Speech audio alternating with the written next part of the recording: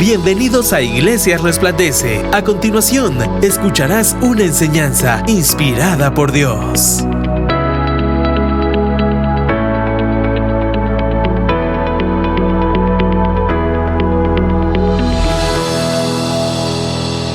Hoy quiero comenzar el mensaje haciéndole una pregunta, pero quiero que sea su respuesta lo más sincera posible. No se vaya a ser más valiente de lo que realmente cree que es en este tema. ¿A cuántos de ustedes, y vas a dar cuenta que yo no voy a levantar la mano, se va a dar cuenta, a cuántos de ustedes les gustan las montañas rusas? Ahí está, ¿verdad? Ahí están todos los imprudentes de la iglesia. Les pueden dar las gracias. Salúdelo, dele un abrazo de misericordia. Desde que soy pequeño nunca me han gustado mucho esos juegos que hay en los parques. En parte se lo debo a unas experiencias traumáticas que tuve de pequeño. Gracias a Dios no fue ninguna accidental. Sin embargo, desde muy pequeño mi mamá quería que yo la acompañara a ella a estas grandes juegos mecánicos, ¿verdad? Que a veces ponen en las ferias. Y desde muy pequeño, como a ella le gustaba mucho y lo acostumbraba a hacer en los Estados Unidos, me imagino, pues ella siempre ha tenido esa adrenalina que a mí me hace falta, ese coraje. Entonces de muy pequeño me subía a juegos que hoy, cuando vemos esos reglamentos, ¿verdad? Esas prohibiciones en cuanto a edades o estaturas mínimas, mi mamá no las conocía, las ignoraba o sencillamente no eran muy conocidas en aquel entonces. Entonces mi mamá aún así me subía a esas situaciones y recuerdo la sacudida. No recuerdo todo el viaje y los recorridos, pero sí recuerdo lo que los recorridos me hacían sentir. Me hacían sentir ansiedad. Obviamente me ponían a llorar después, y mi mamá creía que conforme más me subía, más se me iba a quitar el miedo, sin darse cuenta que ese miedo solo estaba aumentándose, ¿verdad? Luego hice varios intentos a lo largo de mi juventud, incluyendo uno de subirme con mi amada esposa, porque era su cumpleaños y me dice que uno de sus regalos era que fuéramos a uno de estos lugares, cuando ella ya sabía que yo llevaba décadas de no subirme a uno. Me subo a uno y la experiencia tampoco fue muy grata.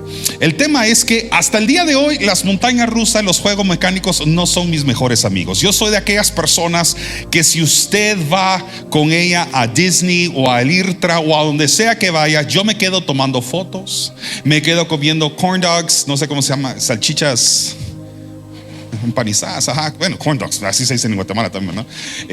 Me quedo tomando fotos y por supuesto en aquel entonces era quien ¿cómo se llama?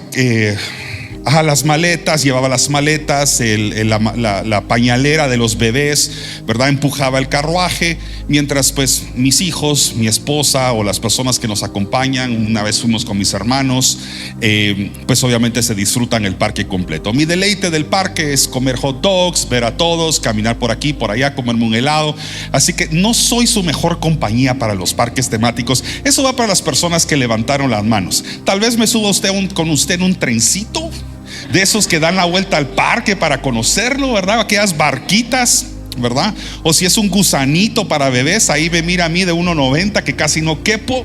Pero fuera de eso no es realmente algo que a mí me complace. Yo sé que algunos de ustedes sí, en mi caso no. Sin embargo, sí tengo que reconocer que la vida en sí es como una montaña rusa. Tiene subidas, tiene bajadas, tiene momentos intensos, tiene momentos no tan intensos, un poco más cómodos. Y por supuesto, como la vida misma, tiene un principio y también tiene un final.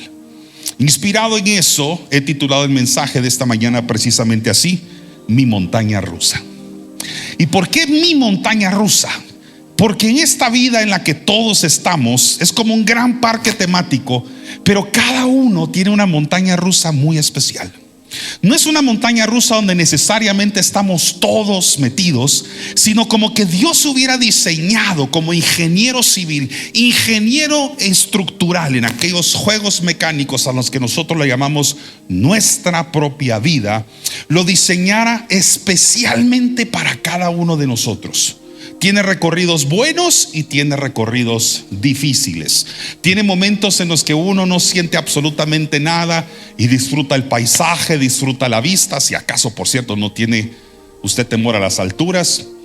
Pero tiene momentos de intensidad, momentos en los que uno grita, momentos en los que tal vez usted ha pasado por ahí, a pesar de que usted desde abajo decía: yo hoy sí me subo a esa. Cuando ya estaba arriba decía: mejor me bajo, párele, porque no me imaginé que iba a ser tan intenso como la sensación que sentí cuando ya estaba arriba. ¿Se identifica con eso? Entonces, obviamente estoy haciendo una analogía, pero quiero basar mi analogía en uno de los pasajes bíblicos más conocidos sobre la tierra. Usted y yo lo conocemos, y hoy quiero discernir, hacer casi un trabajo hermenéutico y una exégesis de uno de los salmos más conocidos en toda la tierra. Usted ya lo ha conocido, lo citamos, lo cantamos continuamente, y es el Salmo 23. El Salmo 23 es una experiencia para todo creyente e hijo de Dios. Y yo sé que muchos de ustedes lo conocen, lo han cantado, lo han recitado, lo han escuchado. Hay quienes aquí hasta lo han predicado. Pero el Salmo 23 es un recordatorio continuo a lo largo de nuestra vida. Y por más hermoso que usted lea el Salmo 23, o por más lindo que suene cuando algo lo cuenta, el Salmo 23 es en sí una montaña rusa. Es el reflejo de la montaña rusa a la que se subió un hombre que empezó como pastor cuando se subió a la montaña rusa, pero cuando se bajó tenía una corona puesta como rey. Y así es como nosotros comenzamos la vida. Comenzamos la vida en posiciones de humildad, pero terminamos siendo coronados en la vida eterna. Jesucristo también empezó su montaña rusa en la tierra, en un lugar llamado Belén, en un lugar que se llama la casa del pan, rodeado de pastores, en una noche estrellada. Dije rodeado de pastores, sí, está bien. Rodeado de pastores, en una noche estrellada, en un lugar humilde, en un lugar callado. Pero así comenzó Jesús su historia en la tierra, en un pesebre. Como cuando arranca la montaña rusa y solamente va a una escasa velocidad mientras se prepara para agarrar mayor intensidad. Y Jesucristo se bajó de esa montaña rusa que aquí en la tierra duró 33 años, no igual como comenzó, como un pesebre o como el hijo de un carpintero.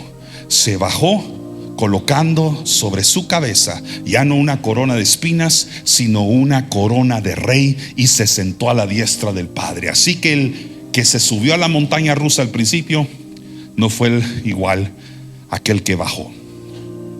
De hecho, aunque no me subo a ellas, puedo decir que soy testigo de cómo cambian las caras cuando la gente se sube a cuando la gente se baja. La gente se sube, algunos nerviosos, así como ansiosos, ¿verdad? Otros emocionados y entusiasmados, pero bajan con el pelo despeinado, ¿verdad? Con la sangre básicamente y el corazón latiendo a 1000 por hora. Algunos con la adrenalina tan arriba que dicen: voy otra vez. Y otros con la adrenalina tan abajo y el nivel de cortisol, de estrés hasta arriba, que dicen: nunca más me vuelvo a subir a esta, ¿verdad? Así son las experiencias de la vida. Al final, cada uno anda en su propia montaña rusa. Y dentro de la montaña rusa, aquí, si cada uno de nosotros pudiéramos contar en qué parte de esa montaña rusa de la vida estamos, yo estoy muy seguro que algunos dirían: voy de subida. Otros dirían: voy de bajada con velocidad. Otros dirían: pastor, ni entiendo lo que está pasando. Porque hay momentos tan intensos en la montaña rusa que cuando se miran desde abajo, cuando se miran a lo lejos, uno dice: ya entendí cómo es el sistema. Sobre todo si usted ve que otros están subidos, pero cuando le toca a usted ni entiende las vueltas. Algunos hasta cierran los ojos porque no entienden lo que está pasando y se los tienen abiertos, hasta náusea les da, y no cuento más. Así que hoy he titulado el mensaje esta mañana: mi montaña rusa, inspirado en un hombre, de muchos por supuesto en la Biblia, que se subieron a su propia montaña rusa. Y el Salmo 23, de todos los salmos que hay, es una excelente descripción de lo que significa comenzar de una manera y terminar de otra. Pero sobre todo, entender que al mitad del recorrido a veces es tan intenso que debe haber momentos en los que David, así como algunos cuando se suben a la montaña rusa, dicen: párele, bájele la velocidad. El Salmo 23 dice así, lo voy a leer continuo, porque después lo vamos a ir con discernimiento analizando verso por verso. Pero dice así: Jehová es mi pastor, nada me faltará. En lugares de delicados pastos me hará descansar, junto a aguas de reposo me pastoreará. Confortará mi alma, me guiará por sendas de justicia por amor de su nombre. Aunque ande en valle de sombra de muerte, no temeré mal alguno, porque tú estarás conmigo, tu vara y tu cayado me infundirán aliento. Aderezas mesa delante de mí, en presencia de mis angustiadores. Unges mi cabeza con aceite, mi copa está rebosando.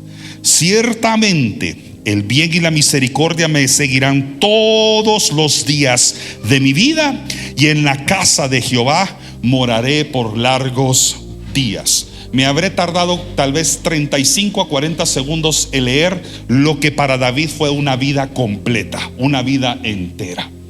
La montaña rusa podrá durar unos 3-5 minutos de intensidad, ¿verdad? Pero en esos 3 y 5 minutos de intensidad usted vive un mundo de emociones, desde tranquilidad, confort, ¿verdad?, placer, hasta momentos de caos y de intensidad. El Salmo 23 no es cualquier salmo. En primer lugar, de los 150 salmos es el más conocido, el más recitado a nivel mundial. Hace 3 años que estaba predicando yo sobre este salmo, haciendo mucho hincapié sobre esto en una serie que se tituló ¿Quién es Dios? Les contaba a quienes estuvieron con nosotros en aquel entonces que este es el salmo más leído tanto en funerales como en momentos de alegría, de victoria y de paz. No hay otro salmo, y probablemente de los pasajes más conocidos en el Antiguo Testamento, y es teológicamente muy simple, pero espiritualmente es increíblemente profundo. Y una de las cosas más lindas es que empieza hablando en tercera persona. Dice: Jehová es mi pastor. Pero luego, conforme usted avanza en la narrativa, cambia de tercera persona a segunda persona, como cuando dice: tú estarás conmigo. O sea, empieza en una relación de confianza, pero hablando de aquella persona como Jehová es mi pastor, te quiero contar. Pero termina hablando directamente con él. Tú aderezas mesa delante de mis angustiadores. No menciona peticiones. Este salmo no está cargado de peticiones. Al contrario, David no está pidiendo absolutamente nada. Este es el salmo que solamente refleja la confianza de un hombre que, siendo pastor, Dios, no él, lo hizo rey. No fueron los hombres, como en el caso de Saúl, la persona que estuvo en su reinado antes que David, sino que Dios le cambió una vara de pastor por una corona de rey. Y eso fue su montaña rusa.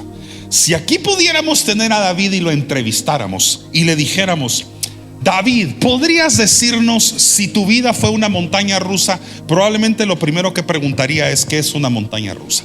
Pero después de que le explicamos qué es una montaña rusa, diría: vaya si no. Y podría pasar horas contando su vida, porque algo David siempre hacía. A pesar de los errores y las aflicciones y conflictos que tuvo, a raíz de varias decisiones incorrectas que tomó, él nunca tuvo temor de confesar sus errores y sus pecados delante de Dios. Le voy a dar un ejemplo. ¿Sabía usted la historia, o conoce usted la historia de David y Goliat? Me imagino que sí. La gran conquista, ¿verdad?, de David. Probablemente la pelea histórica más conocida por todo creyente o hijo de Dios en la tierra, ¿verdad? ¿Quién no es inspirado por la historia de un pequeño hombre que en ese entonces todavía no era el rey, ¿verdad?, coronado, pero que un pequeño muchacho que solamente iba a hacer una encomienda de parte de su papá de llevar pan a sus hermanos, comida a sus hermanos que estaban peleando contra los filisteos, este hombre, el único de todo el ejército de Israel, se atreve a bajar un valle donde un gigante estaba provocando a un pueblo completo, y es el único muchacho que, tomando 5 piedras, agarra una de ellas, la coloca en una onda y le pega prácticamente en el centro de su cabeza y derriba a aquel gigante y posteriormente lo mata. Ustedes conocen esa historia maravillosa. Lo que probablemente muchos de aquí no saben es que esta historia no la contó David, la contó Samuel. Y no sé cuántos de aquí están familiarizados con uno de los errores más grandes de la vida de David, que se le ocurre empezar a ver y desear a una mujer a quien él mira desde cierta distancia, y queriendo estar con ella, manda básicamente a provocar la muerte de su esposo, que sí estaba peleando entre el ejército de Israel, para poder matarlo, para que poder eliminarlo y él poder tomar a una mujer que no era de él y con eso cometer adulterio. Esa historia sí la contó David. O sea, David no cuenta tanto sus conquistas, cuenta más cada uno de los errores de los cuales él se arrepentía humildemente delante de Dios. Así que si en algún momento usted preguntó ¿cómo es que David siguió siendo rey a pesar de los errores que él continuamente cometió?, la próxima vez recuerde que no era un rey lleno de orgullo, y aunque su corazón en algún momento se llenó así, siempre derramaba delante de Dios una lágrima de arrepentimiento y alcanzaba la misericordia de Dios. Y por eso es un salmista que continuamente alaba a Dios y cuenta de sus misericordias. Entonces, la próxima vez que usted sea tentado a decir ¿cómo es que David permanecía en el trono? ¿Cómo es que permanecía en el reinado? Si esas cosas que hizo, provocó la muerte, cometió adulterio, mintió, todas las cosas que hizo David, piense que él no fue la persona que ni siquiera contó sobre su conquista. Lo hizo el profeta Samuel, pero nunca tuvo temor de confesar sus pecados delante de Dios, y hasta el día de hoy sus pecados están confesados en el libro más vendido de todos los tiempos. Eso es como que usted hubiera cometido un error que se volvió tan público que usted lo convirtió en un libro y ha sido el bestseller de todos los tiempos, miles de millones de copias vendidas en todo el mundo. Usted sabe que ahorita se han reproducido actualmente más de 3,000 millones de copias de la Biblia. No hay ningún solo libro que lo pueda llegar a superar. Y su historia de humillación del error que usted cometió lo siguen leyendo 3,000 millones de personas, y aún así usted, su corazón permanece arrepentido delante de Jehová y no permanece avergonzado de haber cometido ese error, porque alcanzó la misericordia de Dios. Solo imagínense que alguien escriba, o que usted mismo escriba su autobiografía, lo lee casi la tercera parte del mundo entero, y usted aún así permanece como una persona admirable. La vida de David es increíble. El Salmo 23 no es cualquier salmo, es el reflejo de la historia de David, y por qué no decirlo, es el reflejo de la vida de cualquier creyente. El Salmo 23 tiene un significado especial para nosotros en la familia. No sé si me pudieron preparar lo que mandé. Tiene un significado especial. Es un poco cómico, pero al mismo tiempo es algo especial.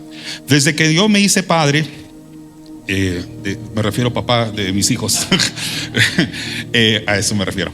Cuando me hice papá, he aprovechado todos los momentos que puedo para poder acercar la Biblia a mis hijos. Obviamente acercar los hijos a la Biblia, o la Biblia a los hijos, no es un asunto fácil, ¿verdad? Creo que me he vuelto un poquito mejor en eso conforme he ido creciendo y madurando en la paternidad, a tal punto que ustedes saben, en Semana Santa escribí mi primer libro infantil, ¿verdad?, para niños, que conste que no es para que lo leyeran los niños, y ahí se hincapié en eso. Es un libro para que los papás le cuenten a los niños la historia de Jesucristo durante el tiempo de la Semana Santa. Pero volviendo al tema del Salmo 23, el Salmo 23 fue uno de los primeros salmos que yo traté o hice mi esfuerzo por acercar a Fernando. Ahora, Fernando, para quienes conocen a Fernando, y por cierto pedí permiso de él anoche para poderles contar esta historia y enseñarles lo que les voy a mostrar. Tengo permiso y autorización, él está allá dando fidelidad de lo que dije, ¿verdad? Quien conoce a Fernando sabe que son aquellas expresiones, ¿verdad? Le va a entender. Fernando es Fernando, Nando es Nando, ¿verdad? Entonces yo decía, ¿cómo puedo hacer para que Nando entienda el Salmo 23? Y Nando, siendo un niño que hablaba el lenguaje musical desde pequeño, se lo enseñé musicalmente, ¿verdad? Ahora, Nando estaba también en un proceso de madurez y estaba viviendo en un mundo, en su propia montaña rusa desde allá. Y en esa montaña rusa él musicalmente cruzaba salmos, cruzaba himnos de todo tipo, pero ya vivía el Salmo 23. Y ustedes saben, muchos de ustedes saben, los que llevan años acá, no soy una persona que me gusta exhibir demasiado a mi familia acá, así que esto lo hago con mucha prudencia, con un poquito de picardía y humor, por supuesto, pero lo hago de verdad con sencillez de corazón, solo para ilustrar lo que un salmo puede hacer en un niño que apenas tiene 5 años aproximadamente. Si pudieran poner el video, se los voy a agradecer y se los voy narrando un poquito. Pónganle volumen, por favor. Ese es Nando.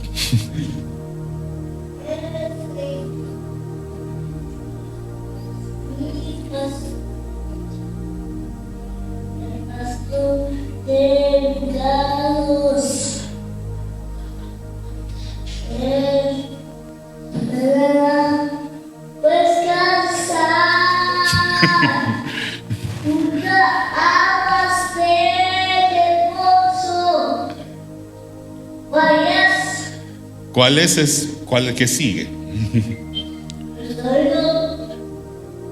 Mejor se pasaba Bani Muñoz. Miren pues. Ah, no, la música del cielo.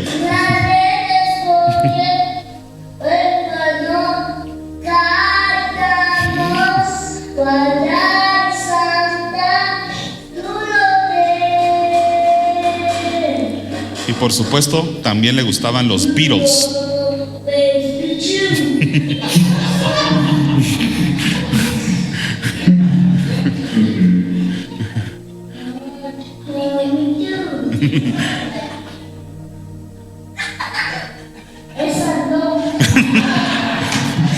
Ese es el carácter de mi hijo hasta el día de hoy. Mi esposa a lo lejos le trata de decir qué canción cantar y dice, esa no, ¿verdad? Han pasado más de 11 años y creo que él no ha cambiado su esencia. La razón por la que les comparto eso como algo cómico que estábamos viendo justamente anoche cuando yo preparaba este mensaje, es para explicar la relevancia que tiene en la voz de un niño el Salmo 23, ¿verdad? El Salmo 23 es digerible para cualquier persona porque tiene un ritmo. Y el hecho de que se haya hecho tiene un poquito de fuerza, creo que se le subió mucho el volumen. El hecho de que tenga resonancia es porque, como es un salmo, tiene cierto ritmo. Te lo estoy mostrando como testigo y como para compartirte algo. Eso es algo que tú a tus hijos y a tus nietos se los puedes enseñar. Claro, si su hijo se pasa los Beatles después, pues ni modo, ¿verdad? En ese entonces él estaba todavía en su acomodamiento musical y sus preferencias musicales. Pero a lo que voy es que siempre hay una bonita oportunidad para poder acercar la Biblia a los niños. El Salmo 23 es algo que debe formar parte de la vida de un hijo de Dios, no a partir de su edad adulta. Claro, si una persona hasta ese momento pues se le presenta el evangelio, pues es natural que a sus 20, 30, 50 o 90 años pueda conocer este salmo. Pero tú que eres hijo de Dios, tú que ya vives y testificas de quién es Él, ya vives oportunidades para poderle acercar la palabra de Dios a los niños. Aun si es a través de la música, el Salmo 23 es fácil, es digerible, se vuelve parte de nosotros, lo llevamos en la sangre. Así que tiene permiso para preguntarle a Fernando que le lea el Salmo 23 o que se lo diga, ¿verdad? Ahora, si se pasa después de canción a canción, pues es porque todavía no ha pasado eso, ¿verdad? El Salmo 23 tiene distintos escenarios, pero para propósitos de esta enseñanza, porque se puede dividir hasta 5 partes. Pero como esta es una prédica y no tenemos material ahorita de lectura como para que todos me puedan seguir, lo voy a hacer en tres escenarios importantes. La primera, segunda y tercera parte. La primera parte vamos a hablar sobre los descansos. Ese es el tiempo en el que David habla de un pastor en tercera persona. La segunda parte vamos a hablar sobre las pruebas. Este es el momento en que David pasa por valles. Y el tercer escenario, la tercera parte, es sobre el destino. Si una montaña rusa pudiera dividirse en 3 partes, así es. Todo empieza en un momento de reposo. ¿Alguna vez se ha subido a usted una montaña rusa que ya está en movimiento? No, ¿verdad? Las montañas rusas, por seguridad y por protección, están en reposo, están en descanso para que usted se pueda subir. Y el Salmo 23 empieza en quietud, empieza en reposo, empieza en descanso. No empieza en tribulación el llamado de David, sino que empieza en un tiempo de quietud, de descanso, como viene mucho de nuestras vidas aquí a la tierra. A pesar de que lloramos a medianoche, reclamamos que tenemos hambre, o que ensuciamos el pañal, o que tenemos frío, que tenemos demasiado calor, lo cierto es que nuestros padres nos nutren y se encargan muchísimo de darnos tranquilidad, seguridad y protección. Cualquier papá que ama a un bebé sabe de lo que estoy hablando. Usted no lo deja desprotegido. Venimos a un tiempo de quietud, de paz y de tranquilidad. Nos cantan canciones para hacernos dormir, ¿verdad? ¿Cómo se llaman cuando hacen así los bebés? Arrullan a los bebés, nos arrullan, ¿verdad? Buscan quietud. Yo me recuerdo cuando era papá de Fernando, Mía y Evan, hasta utilizábamos el carro y el motor del vehículo dándole vueltas a veces a la calle o a hacer un mandado, porque sabíamos que el ronroneo del motor hacía que ellos pudieran tener una quietud y así va a hacerlos dormir. Otra cosa que hacía yo muchas veces y que está reflejado en el Salmo 23, un tip por cierto para los que tienen bebés o los van a tener, es que hay veces en los que Fernando, Mía y Evan no dejaban de llorar, no paraban de llorar. Y yo hacía algo que tal vez no es lo más lo más recomendado y adecuado en un libro de la paternidad, pero yo le decía a mi hija, a mi esposa: mi amor, voy a ir a resetear al bebé. Y ella al principio me decía: ¿cómo vas a resetear al bebé? Y ¿sabe qué utilizaba yo? Agua.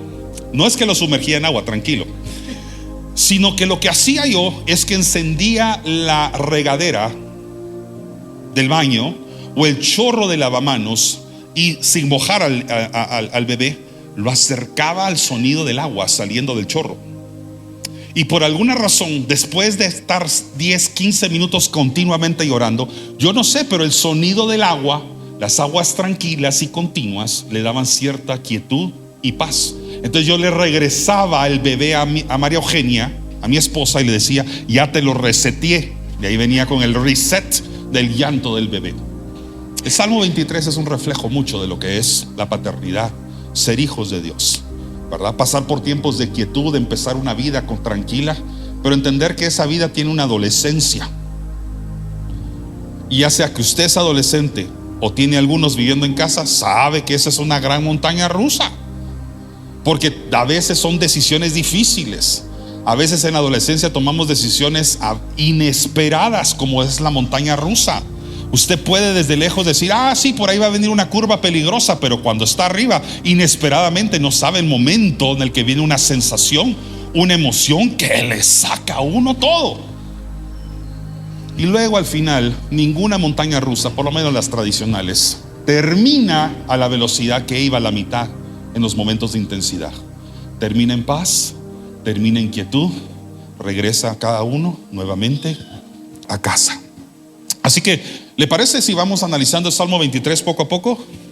Gracias por el amén, buena onda. Muy bien, Salmo 23, versículo 1. Ahora vamos a ir analizando lo que el salmista nos quiso decir a nosotros. Y más importante, no solo lo que el salmista que lo escribió, sino su autor, que es el Espíritu Santo, nos quiere decir hasta el día de hoy. Salmos 23, versículo 1 dice: Jehová es mi pastor. ¿Cuántos creen eso? Espero que a estas alturas de su vida espiritual usted haya entendido que su pastor principal no es la persona que encabeza la congregación donde usted asiste, o la congregación o la iglesia o el ministerio al cual usted acude dominicalmente. Nosotros hacemos un oficio pastoral y tenemos el honor, porque es un honor con alta responsabilidad, de ser reconocido como pastores delante de los hombres. Y también somos la respuesta a una petición que Dios puso en la Biblia: que oren para que hubieran pastores. Pero el pastor de pastores no es el pastor congregacional. Su verdadero y principal y único y suficiente pastor es Jehová de los ejércitos. Es Dios, es Yahweh, no soy yo.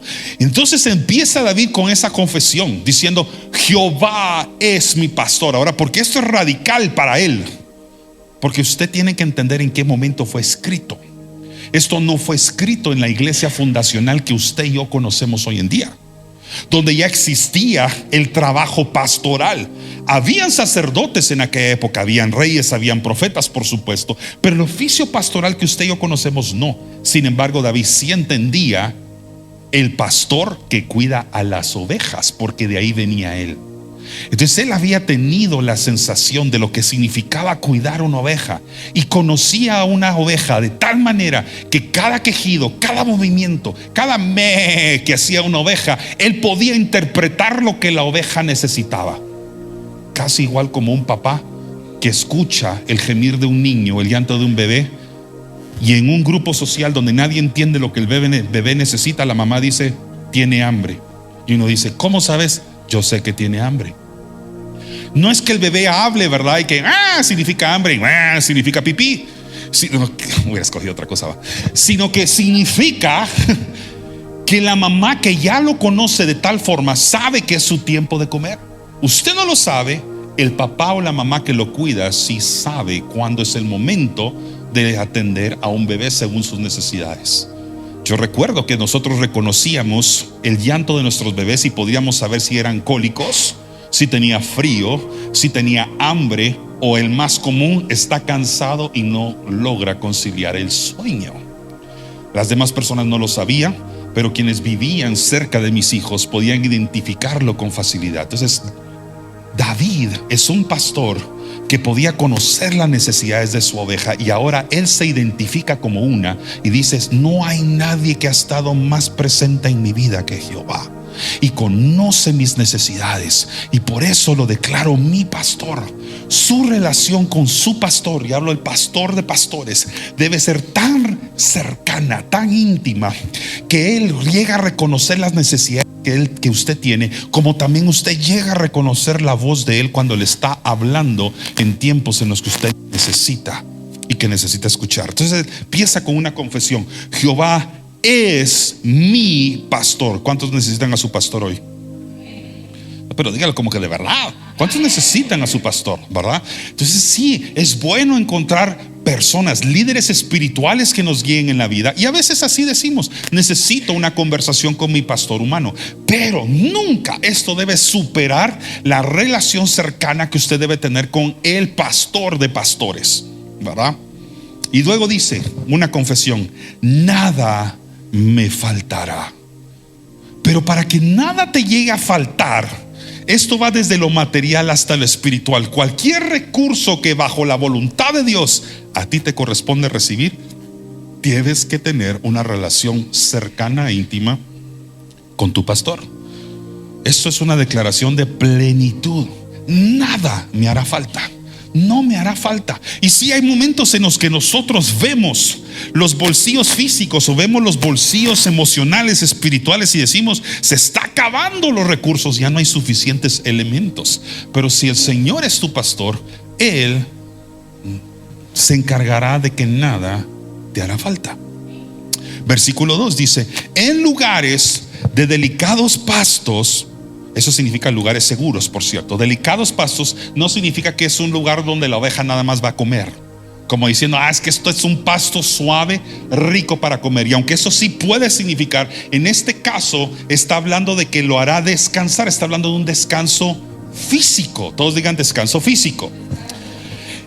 Esto es bien difícil que a veces lo entendamos, sobre todo aquellos que estamos metidos en muchas actividades, quienes estamos involucrados en trabajo, algunos que toman trabajos secundarios, personas que se involucran en los estudios, tratar de cumplir con las labores de la casa, los trabajos domésticos, no digamos criar a hijos, niños pequeños, niños más grandes, aún adolescentes. Todo eso trae cargas. Entonces, qué hermoso saber de que nuestro pastor entiende que tenemos cargas, y que como toda oveja también necesitamos a veces dar esas cargas a nuestro pastor para que podamos tener reposo y tengamos descanso, no solamente espiritual, sino también descanso físico. Si tú nunca has experimentado el descanso físico en Dios, es porque todavía no te has acercado lo suficientemente a Él como tu pastor, ¿verdad? Ahora, ¿por qué esto es importante? Porque los delicados pastos también representan tres cosas. En primer lugar, que una oveja no va a acostarse en un lugar donde no se siente segura, ¿verdad? Solo se recuestan en primer lugar si no tienen miedo. Una oveja, yo tuve que estudiar mucho de esto hace varios años atrás, sobre todo lo hice en el contexto del llamado pastoral.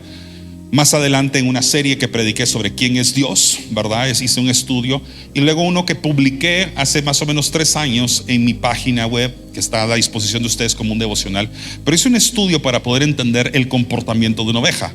Entienda, yo no soy zoólogo, yo no estudié eso, ¿verdad? Entonces quería entender el comportamiento de una oveja y por qué la Biblia constantemente hace una relación de pastor-oveja, nuestra relación con Dios, ¿verdad? Entonces entendí que las ovejas solo se recuestan uno cuando no tienen miedo.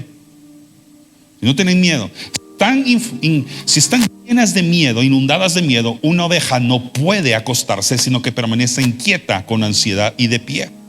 Tampoco se recuestan si tienen hambre. Hasta que no están saciadas, no se llegan a acostar. Eso parece aquella persona que vive en la casa, ¿verdad? Que hasta que no come la última refaccioncita, la última galletita con leche, no se va a dormir.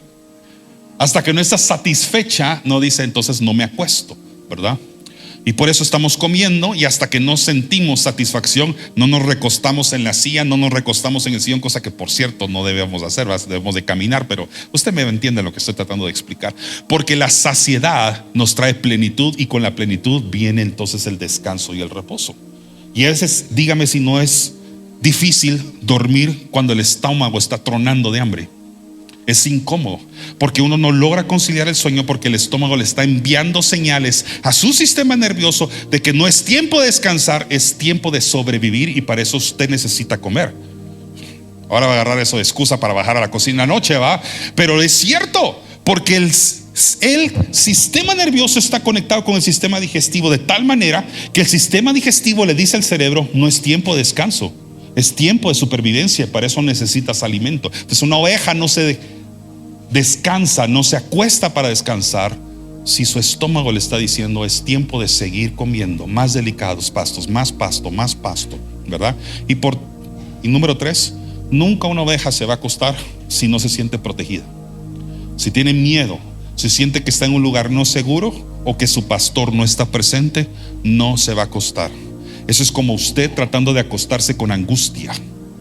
¿Cuántas veces usted, el hecho de que sus hijos no han regresado, que no ha recibido una llamada que estaba esperando, hasta que no oró, hasta que no descansó espiritualmente en el Señor, no pudo realmente conciliar el sueño, porque la angustia te mantiene en vela, con ansiedad, y no te permite descansar durante toda la noche? Las ovejas saben perfectamente bien esto, y David lo narra, lo descubre, lo dice y lo deja plasmado aquí para nosotros, para entender que el descanso significa no tener miedo, estar saciados, saber que no nos falta nada, plenitud, y que estamos bajo la protección de Dios. ¿Me está siguiendo acá? Dice, junto a aguas de reposo me pastoreará. Ahora, aguas de reposo no solo significa que es un escenario bonito para pintar. Y si usted ilustra o pinta, hágalo, por supuesto. Pero habla de que las ovejas no beben cuando las aguas están torrentosas. Les da miedo.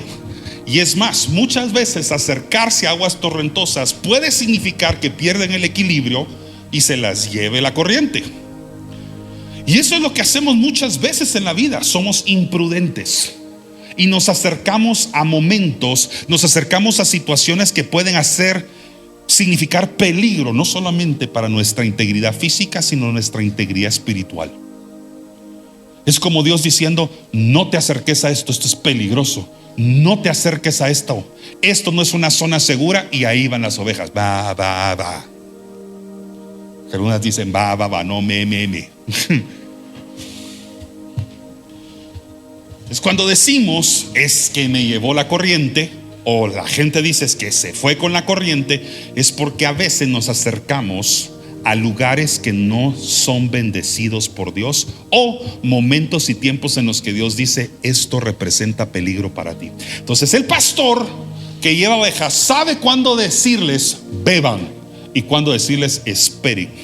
Las aguas no están suficientemente seguras para que te acerques y puedas beber. Es más, acercarte, aunque sientas que vas a saciar tu sed, vas a terminar dañado, lastimado, o hasta tu vida perdida, porque te acercaste a una zona peligrosa a la cual yo no te guié. ¿Cuántos de Dios ya está hablando y enseñando? Me guiará, dice la palabra, por sendas de justicia. Por cierto, algún momento se había preguntado qué son sendas de justicia, porque yo sé que muchos de ustedes saben que sendas significan caminos. Y si no lo sabía, ahora lo sabe. Sendas son caminos, ¿verdad? Pero ¿qué significará realmente sendas de justicia? Significa caminos guiados por Dios, alineados conforme a su voluntad. Y por eso dije que esta prédica es una montaña rusa, porque la montaña rusa tiene sendas, algunas cómodas y rectas, pero otras dan vuelta, y otros hacen, no sé cómo se llama esto pues, pero en inglés se llama loop, vueltas, ¿verdad? De tal manera que te cambian hasta la orientación de todo. Pero a pesar de que la vida es así, saber de que en esa montaña rusa, aunque no hay más personas, la presencia de Dios va contigo, te dice: aunque esto se sacuda, aunque esto dé vuelta, aunque esto dé un loop, Cristo está conmigo. Él me guiará por sendas de justicia. ¿Sabes qué significa eso? Que Dios jamás te va a guiar hacia un destino que te lastime. Nunca te va a guiar hacia una relación que te dañe. Nunca te va a guiar hacia decisiones que te hagan pecar, sino que te mantendrán recto. ¿Por qué? Por amor de su nombre. Las montañas rusas no siempre tienen el camino más cómodo, pero sí tienen el camino correcto, si Dios va con usted. Vamos a la segunda parte. Vamos a pasar a la parte de las pruebas. Esta es aquella parte de la montaña rusa que se sacude, ¿verdad? Y para los que se han subido a las montañas rusas así, fabricadas en Temu o en Guate, son aquellas que cuando uno pasa por ciertas partes hasta ve que tiemblan los hierros, ¿verdad? Yo recuerdo una vez cuando me subí de esas que le mencionaba al principio de esta prédica, fue esas ruedas Chicago, que le llaman aquí en Guatemala, esas ruedas, así se llaman, ¿no? Para esas ruedas. Yo recuerdo haber estado una vez hasta arriba, y son de aquellas que van dando vuelta, aunque todavía no ha empezado el recorrido completo. Van dando vuelta mientras una persona se va subiendo abajo. Entonces, por lo tanto, va rotando en dirección contraria a veces al reloj, ¿verdad? Y una de esas usted queda hasta arriba. No está dando vueltas todavía, pero usted está quedando hasta arriba porque alguien se está subiendo abajo. Y usted mira hacia abajo y dice: wow, nunca me imaginé que la altura me iba a provocar esa sensación cuando estaba abajo, pero ahora que estoy arriba, miro hacia abajo y digo: wow. Pero qué panorama el que uno tiene ahí arriba, ¿no? Y una de esas es que esto sí es una vivencia. Yo estaba hasta arriba y empieza a tronar el metal, y empiezo a notar, porque ese soy yo, ¿verdad? Yo miro todas esas cosas. Empiezo a ver tornillos, tuercas y todo que no estaban donde debían estar, y decía yo: esa no debería tener una tuerca ahí. Y otras tuercas que sí miraban todas oxidadas, rechinaba y tronaba todo. Entonces yo decía: ¿qué estoy haciendo aquí arriba? No me sentía en un lugar seguro. ¿Sabe? Las montañas rusas o cualquier cosa que usted se suba mecánicamente tiene sus tiempos de temor, tiene sus tiempos de duda. Rechina, truena, y a veces usted dice, como Pedro cuando estaba caminando sobre el agua: ¿será que voy a lograr esto o me voy a terminar hundiendo? Pedro, si no hubiera sido porque Jesús se acerca, se hunde. David, si no hubiera sido porque el rey de reyes se acerca al rey, se hubiera hundido su reinado. La misericordia de Dios siempre nos llega y nos alcanza. La segunda parte de la prueba, dice el versículo 4: aunque ande en valle de sombra y de muerte. Todos digan valles. Es que las montañas rusas no solamente tienen sus montañas, no sé por qué le llaman montañas, deberían de llamar valles rusos también. Porque tiene montañas, tiene picos, pero también tiene valles. Y cuando uno desciende al valle, ese momento es intenso, porque agarra velocidad, agarra fuerza, eso agarra inercia, y es en ese momento que las personas normalmente gritan escandalosamente. Y quienes están arriba de la montaña rusa dicen: ¿qué estoy haciendo acá? Mejor me hubiera bajado. Como que pudieran apretar un freno y decir: en esta me bajo. Pero el ingeniero que está operando todo eso, la máquina sabe: yo no puedo parar acá. Paro acá y mato a las personas. Deben seguir. Y a pesar de que usted llore, a pesar de que usted vomite, a pesar de que usted le pase cualquier sensación indeseable, usted tiene que terminarlo. No puede parar a medio camino. Entonces dice: aunque ande en valle de sombra de muerte, no temeré mal alguno, porque ¿quién estará con usted? Porque el Señor, Jehová su pastor, porque tú estarás conmigo. Y aquí cambió la voz. Aquí cambiamos de voz en tercera persona a una situación relacional. En tercera persona yo me refería a aquel Jehová que me hace descansar. Yo le cuento a todos de un Dios que me pastorea, que me alimenta, que me protege, que me guarda, que me tiene en tiempos de quietud y tranquilidad, y que siempre me da de comer. Pero aquí necesito a Dios más cerca conmigo. Aquí no necesito a un Jehová en tercera persona, aquí lo necesito en segunda persona. Aquí necesito referirme a Él: tú estás conmigo. No dice, bien, pudo haber dicho el salmista: Él estará conmigo. No, tú estarás conmigo. Aquí se dirige de una vez la oveja a su pastor diciendo: yo te necesito cercano a mí. Tú estarás conmigo. Aunque ande un valle de sombra de muerte, tú estarás conmigo. Tu vara y tu cayado me infundirán aliento. ¿Sabe por qué? Porque las ovejas tienden a desviarse, y si no es por el cayado y la vara, la oveja puede perder el rumbo y la dirección. Por eso cuando usted mira ovejas, normalmente está cerca un pastor que las cuida.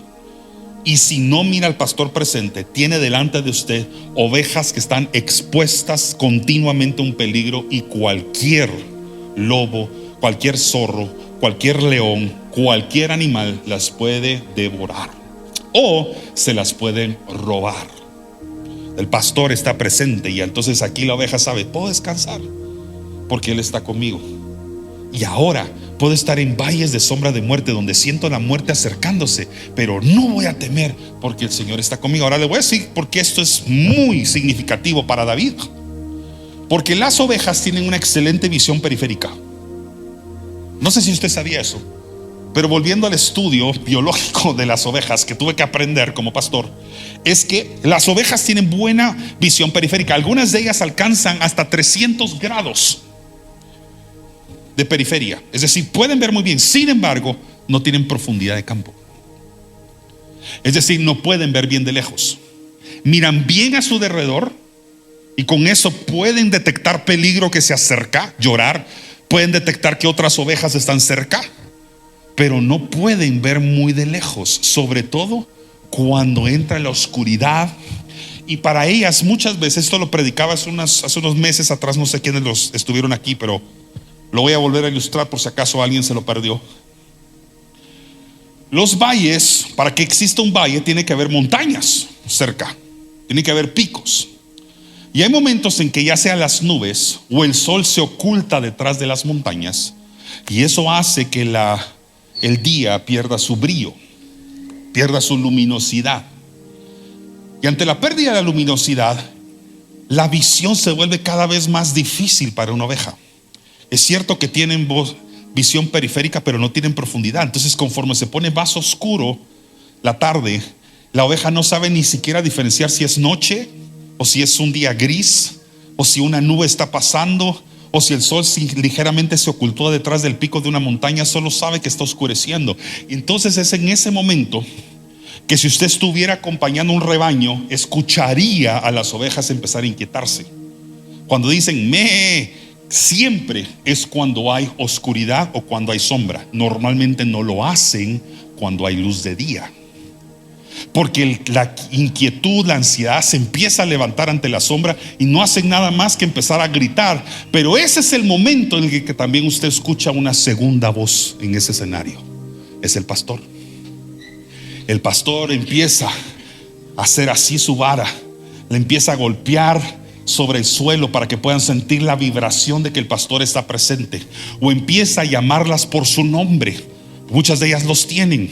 Empieza a decir para que escuchen, identifiquen el tono y el timbre de la voz del pastor. Entonces, a pesar de que no pueden ver bien, el día está muy gris, pueden identificar perfectamente la voz de aquella persona que los ha guiado durante toda su vida. Y entonces, a pesar de que están en un valle que pareciera de sombra, de muerte para ellas, no llegan a temer porque escuchan la voz de su pastor llamándolas constantemente. Sea ese un recordatorio vital para todos nosotros, de que hay momentos, hay días que son bien grises, hay temporadas en los que pareciera que no sale el sol.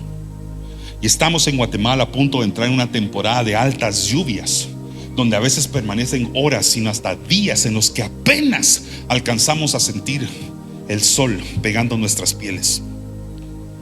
Pero recuérdese que a pesar de que los días amanezcan nublados, a pesar de que haya neblina donde usted sale, a pesar de que pareciera que el sol hoy no va a salir, recuérdese que detrás de cada nube, detrás de cada día gris, detrás de cada montaña, siempre hay un sol brillando. Yo me maravillaba hace unas semanas atrás cuando publicaron las más recientes fotos del planeta Tierra desde afuera en el espacio, con esta nueva misión que la NASA envió hacia el espacio. Y decía yo, impresionante el tamaño de la nubosidad que a veces cubre no solamente regiones, sino que casi continentes completos. Y yo, si estuviera abajo de esa nube, podría decir probablemente el sol no salió. Y así lo decimos coloquialmente: hoy no salió el sol. Déjeme decirle que el sol siempre sale. Lo que pasa es que está atrás de la nube, está atrás del día gris, pero el sol siempre sale porque Dios es fiel. Somos nosotros los que estamos bajo esa nube gris, que no sentimos el calor del sol, pero eso no significa que el día no vino y que no amaneció hoy. Entonces, para esa garantía, para esa seguridad, assurance se dice en inglés, ojalá que lo esté diciendo igual en español. Entonces, para tener esa seguridad, esa protección, esa certeza es la palabra que estaba buscando, de que ahí está el pastor grita y grita, y a veces hasta el nombre de aquella que se inquieta más. El pastor las identifica tanto que hasta sabe cuál es la pastora. Bueno, también sabe cuál es su pastora, espero yo que esté bien casado. Pero sabe cuál es la oveja que más se inquieta, y a veces le pone nombre a la más inquieta, a la que más se desvía, a la más terca, a la que le cuesta seguir las instrucciones. Muchas veces esa oveja tiene nuestro nombre. Somos a veces el más desviado, el más descarriado, el más difícil, ¿verdad?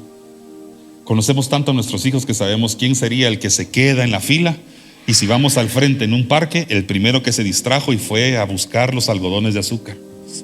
Sabemos perfectamente bien y conocemos tanto a nuestros hijos que sabemos que si decimos quietos, ¿quién se queda quieto? Y quién dice, no escuché, madre. Así conoce la oveja a su pastor. Y muchas veces la oveja más inquieta, la más rebelde, la más difícil de callar, esa tiene tu nombre. Y la razón por la que tu montaña rusa hasta el día de hoy ha sido como ha sido, es porque ha sido el proceso, es la ruta, ha sido los caminos, las vueltas, los loops, todo lo que el Señor ha creado para formar tu carácter y que llegues a un nivel de dependencia y confianza en Dios, que a pesar de que las circunstancias se ponen complicadas, Él es ingeniero mecánico. Él hizo esa montaña rusa para ti, y es más, se subió contigo para que no te sientas solo.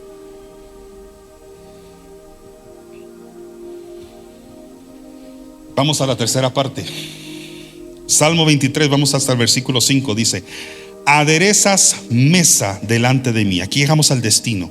Aderezas mesa delante de mí. Aquí ya terminaron las vueltas, aquí ya terminaron los loops, aquí ya regresamos otra vez a ese tiempo donde decimos, ya está a punto de terminarse, y la gente ya regresa con una sonrisa. Bueno, yo no, pero mucha gente está con una sonrisa.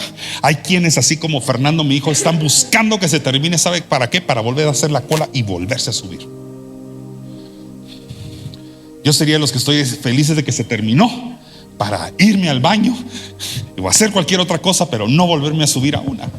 Pero aquí ve usted un montón de caras así como, ya terminó esto, ya esa cara de satisfacción, esa cara de orgullo, de alegría. Para muchos significa el volverse a subir a una, pero lo que para todos es un destino, es un final. Usted se vuelve a subir, es su decisión, pero todo lo que empieza tiene que terminar. La vida terrenal empieza y también termina. La vida de Dios aquí en la tierra a través de la persona de Jesús empezó, pero también terminó. Ahora, ese final es un fin terrenal, es una pausa, es una coma, porque al final, cuando nos descendemos en la montaña rusa de la vida, nosotros pasamos a una vida mejor. Entramos con una corona y pasamos a una mesa, a un tiempo de comida en presencia de nuestro Dios. Ahora, terrenalmente Dios sabe que a veces los tiempos de quietud otra vez vienen, las dificultades, vienen a veces las personas a atormentarnos, pero nuestra actitud ya está diferente, nuestro carácter ya está moldeado porque ya aprendimos a confiar en Él. Salmo 23:5 dice: aderezas mesa delante de mí en presencia de mis angustiadores. ¿Cuándo fue la última vez que usted pudo comer tranquilamente delante de las personas que le quieren hacer el mal? Solo Dios hace las cosas así. Solo Dios puede ver cómo te bendice, te protege y hasta te da favor, ¿verdad? Delante de personas que te quieren acusar, que te quieren ver caer, y aún así decirte: come en paz, porque todos los que están alrededor de ti, que te ven ahorita comiendo tranquilamente, no te pueden hacer daño, porque yo preparé la mesa, yo te serví, yo cociné, yo te alimento, yo te sustento. Eso significa que se pueden acercar a ti cualquier persona, querer atacar, hasta públicamente. Angustiadores que quieren exponerte, que quieren hacer cualquier cosa para hacerte ver, hacerte el ridículo, cualquier cosa. Y aún así Dios decir: no te preocupes, yo puse la mesa, come tranquilamente. Ellos no solamente te van a ver comer, van a ver que el favor mío está sobre ti y que no te pueden tocar. Unges mi cabeza con aceite. ¿Sabe qué significa la unción ahí? La unción no es una posición. Eso nosotros lo utilizamos a veces, no quiero decir de una forma equivocada, pero tal vez incompleta, porque decimos como diciendo: esta persona tiene mucha unción, y por eso canta, por eso predica, por eso ministra, por eso evangeliza como lo hace, por eso toca el instrumento como lo hace, por eso escribe como lo hace, por eso dirige, tiene liderazgo, porque tiene mucha unción. Esto no tiene nada que ver con esto. David nos estaba refiriendo a la unción, al aceite en su cabeza, como una posición de jerarquía, porque yo soy rey y porque cayó una vez unción sobre mí.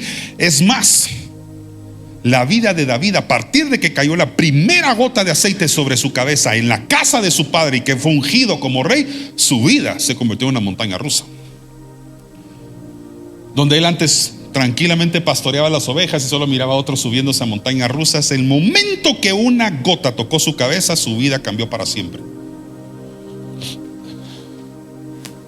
Le dieron el ticket o el boleto para subirse a un juego mecánico del cual muchas veces él se quiso bajar,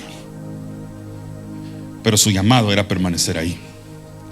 La unción no es una etiqueta de wow, Dios está contigo, tienes jerarquía, te utiliza en profecía, te utiliza en discernimiento. ¿Qué conocimiento los que tienen? Eso no es lo que se está refiriendo David. Aquí está diciendo: unges mi cabeza con aceite, es diciendo: tu firma y tu sello me han marcado para siempre. Porque una vez te toca la unción, una vez te toca el Espíritu Santo, te transforma de una vez y para siempre.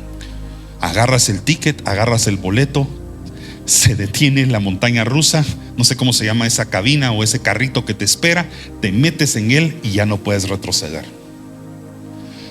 Pero bienvenido a la vida con Cristo.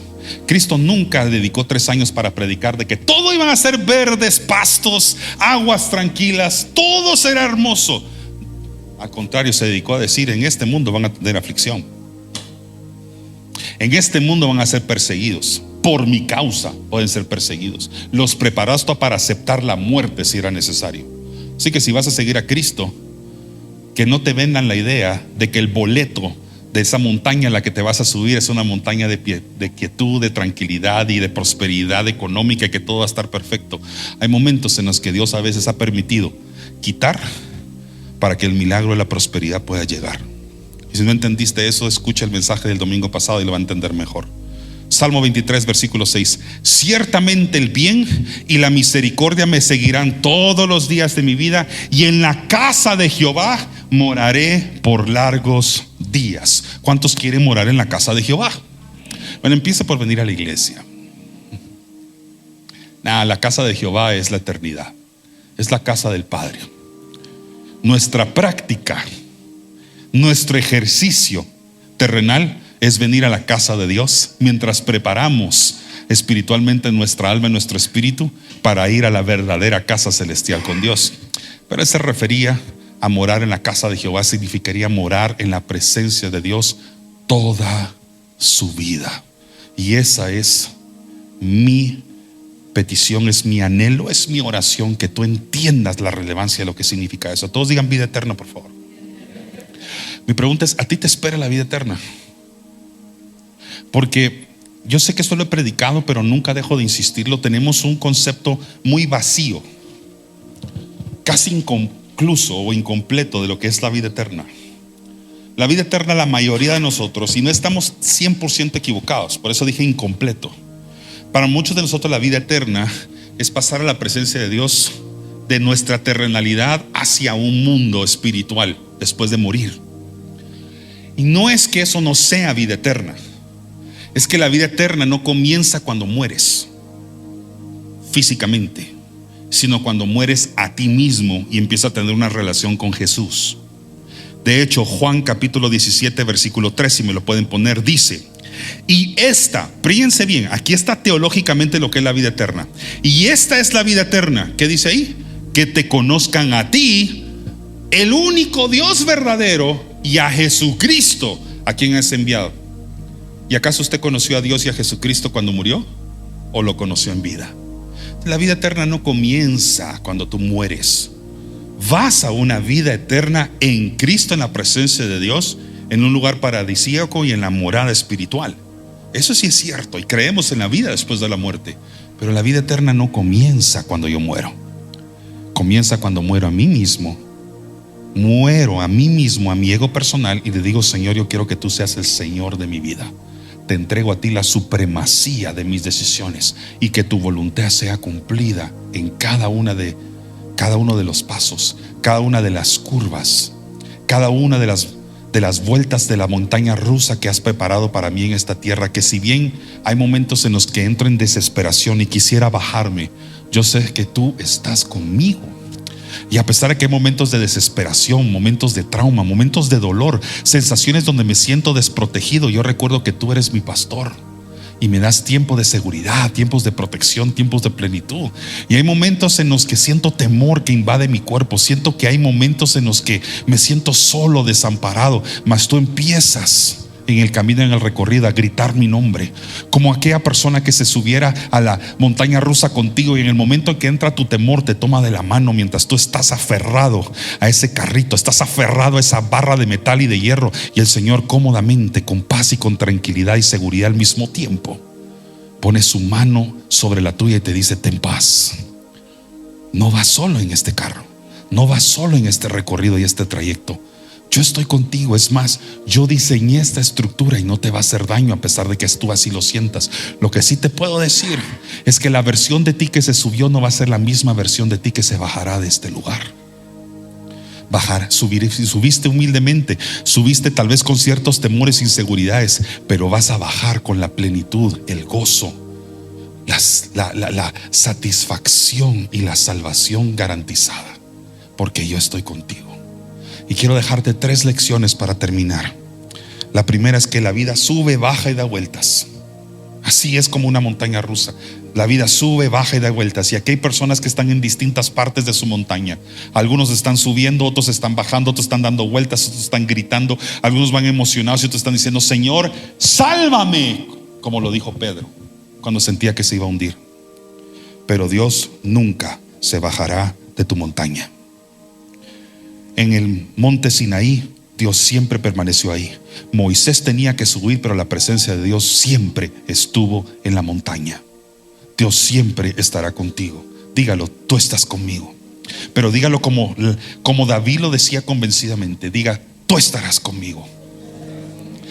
Número 2, los cambios en las rutas, los cambios en el camino de tu montaña, por intensos que sean, nunca cambia la fidelidad de Dios. Eso no significa que cuanto más intensa es la temporada que estás viviendo, la fidelidad de Dios entonces está más inalcanzable. Todo lo contrario. Cuanto más intenso está tu temporada, cuanto más escasa pareciera ahorita la estación en la que estás viviendo, más presente y abundante está la presencia de Dios. Recuerda lo que Él dijo: mi copa está rebosando. ¿Qué significa? Que cuando Dios da, cuando Dios suple, no solamente da abundancia, sino sobreabundancia. Él no solamente llena tu copa hacia la plenitud de lo normal, de lo satisfactorio. Él da de más. Él no multiplicó los panes para que solo comiera un pan cada uno y que los 5,000 fueran satisfechos. Hubo tanto que sobró. Él no va a llenar tu vasija de aceite de manera que solamente llegue al borde, se va a desbordar. Cuando Jesús quiso convertir el agua en vino, no dijo llenen solo una tinaja a la mitad, llénenlas hasta arriba, y no llenen una. Hablaba en plural, como diciendo: les voy a dar más vino del que tenían antes de lo que se acabó. Cuando Dios se hace presente en tu familia, en tu matrimonio, en tu relación con Él, no digamos para los que están ejerciendo llamados, en tu ministerio, en tu trabajo, Él desborda sus bendiciones sobre ti, porque en Él no hay escasez. Y número 3, ¿sí va? La diferencia no es el recorrido, es quién va contigo, es la compañía, es Cristo. Cierra tus ojos unos instantes, por favor. Señor, yo sé que lo que he predicado hoy al un inicio en su tema o el título que le he colocado a este mensaje podrá ser casi humorístico, Señor. Pero yo sé que este tema es un asunto serio entre tú y nosotros. Entender que nuestra vida, Señor, se asemeja como una montaña rusa requiere muchas veces humildad y también madurez espiritual. Y yo sé, Señor, que he predicado este mensaje a personas que tienen montañas rusas ahorita con recorridos muy difíciles que atravesar. Sé que algunos están dando vueltas que ni se habían imaginado que los iba a impactar como los está impactando. Sé que algunos ahorita están en momentos de quietud, pero se avecina o están próximos a tener que pasar por circunstancias difíciles, donde quizás estarán tentados a exclamar: bájenme de aquí, quiero renunciar a esto donde estoy. Pero sé, Señor, que tú les das la confianza, la certeza y la seguridad de que tú estarás con ellos, Señor, a pesar de que las cosas se pongan malas y difíciles. Sé que hay personas acá, Señor, que se identifican con los días grises, oscuros, como que a pesar de que estamos en un verano, Padre Santo, pareciera como que el sol sale para todos, mas no amanece para ellos. Yo sé, Señor, que aquí hay distintas personas. Como hay cantidad de montañas rusas, recorridos y vidas en el mundo, aquí hay personas cuyas historias, Señor, tienen mucho que contarte. No me alcanzaría a mí el tiempo como pastor humano para poder escuchar, resolver y aconsejarlos a todos. Pero sé que tú eres el pastor de pastores, el autor de este salmo hermoso que has plasmado en la Biblia y ahora en nuestro corazón. Y te pido en el nombre del Padre, del Hijo y del Espíritu Santo, que no desampares el corazón de aquella persona que clama tu nombre. Y que no solamente clamen el nombre tuyo como pastor, sino que así como tú puedes pronunciar el nombre de las ovejas porque las conoces por nombre, te pido, Señor, que puedas pronunciar el nombre de cada uno de nosotros en los momentos de mayor inquietud, para que nuestras voces silencien, pero nuestros oídos permanezcan atentos a lo que tú nos quieres hablar. En el nombre del Padre, en el nombre del Hijo y en el nombre del Espíritu Santo, paz sobre ti. La paz que sobrepasa todo entendimiento. No la paz que te puede dar tus relaciones, no la paz que te puedan dar las personas que te rodean, aun cuando aparentan ser de bendición para ti. No la paz que te dan los lugares físicos terrenales, ni mucho menos los tiempos humanos, sino la paz y la certeza de que Dios y su presencia misma te rodea, y que sí te envía personas correctas como te quita las incorrectas. Una persona como el Espíritu Santo que te lleva a lugares de bendición, pero también te aleja de zonas de peligro, donde las correntadas y las aguas, aunque parezcan que van a ser lo que necesitas para saciar tu sed, en el nombre de Jesús pido que ángeles guardianes y protectores se acampen a la par tuyo, te acerquen y no te permitan caer y tropezar en las aguas inseguras. Que todas tus decisiones sean guiadas por la voluntad y la voz del pastor de pastores. En Cristo Jesús, su cobertura, su aceite caiga sobre ti como sello, marca y firma de su presencia en tu vida. En el nombre poderoso de Jesús, oro por último por aquellas personas que tienen angustiadores, que tienen personas que tal vez se han dado cuenta o que no se han dado cuenta, Señor, que los quieren devorar. Relaciones, personas cercanas a ellas o lejanas a ellas, que han utilizado sus voces, su tiempo, su murmuración para atacar a personas aquí. Te pido, Señor, que pueda cada persona, a pesar de que tenga angustiadores cerca, poderse sentar tranquila y pacíficamente, porque tú aderezas mesa delante de ellos y comemos en paz, porque no nos harán daño. En el nombre de Jesús, el Salmo 23 se haga vida en nosotros. Amén y amén. Gracias por haber escuchado esta enseñanza de Iglesia Resplandece. Si este mensaje fue de bendición, compártelo con tus amigos y síguenos en nuestras redes sociales como Iglesia Resplandece.